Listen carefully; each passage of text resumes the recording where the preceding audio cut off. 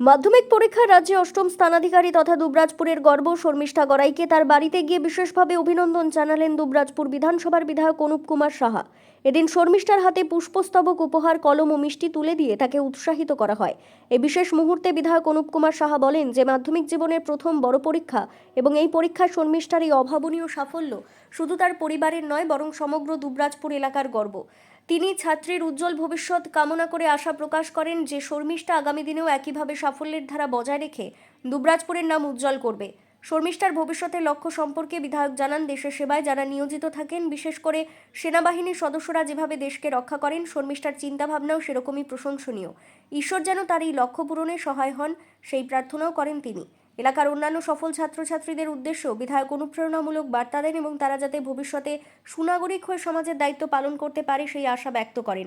বিধায়ক ছাড়াও এদিন উপস্থিত ছিলেন বিজেপি দুবরাজপুর সহ সভাপতি দেবজ্যোতি সিং, সাধারণ সম্পাদক অতনু ঘোষ, যুব মোর্চার সভাপতি তনয় সরকার সহ অন্যান্য বিজেপি নেতা কর্মীরা। প্রথমত মাধ্যমিক পরীক্ষার্থী সকল উত্তীর্ণ ছাত্রছাত্রীদের আমরা শুভকামনা জানাচ্ছি। তার সাথে দুবরাজপুর এলাকার আমাদের সকলের গর্ব শর্মিষ্ঠা গড়াই, যিনি রাজ্যে অষ্টম হয়েছেন এবং আমি মনে করি জীবনে প্রথম ধাপ পরীক্ষায় এত ভালো রেজাল্ট, আগামী দিন তার উজ্জ্বল ভবিষ্যৎ এবং আমাদের এই দুবরাজপুর এলাকার নাম উজ্জ্বল যেমন করেছেন, আগামী ভবিষ্যৎ উজ্জ্বল করে দুবরাজপুরের নাম উজ্জ্বল করবেন, এটা আমরা আশা রাখব। এবং এই পরীক্ষায় আমরা জানি যে সারা রাজ্যেই ছাত্রছাত্রীরা প্রথম ধাপ যখন তারা উত্তীর্ণ হন, তো তাদের একটা ভবিষ্যৎ গড়ার একটা চিন্তা থাকে। তো আমরাও যখন মাধ্যমিক পরীক্ষা দিয়েছি, আমরাও যখন ভালো ফলাফল করতাম, আমাদের বাবা মা এবং সমাজের লোকেরাও অনেক আশা রাখতেন।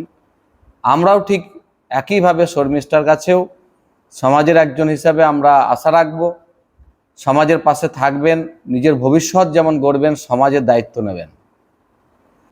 খুব ভালো চিন্তা ভাবনা এবং তার লক্ষ্যে যাতে পৌঁছাতে পারে আমরা ঈশ্বরের কাছে প্রার্থনা করব।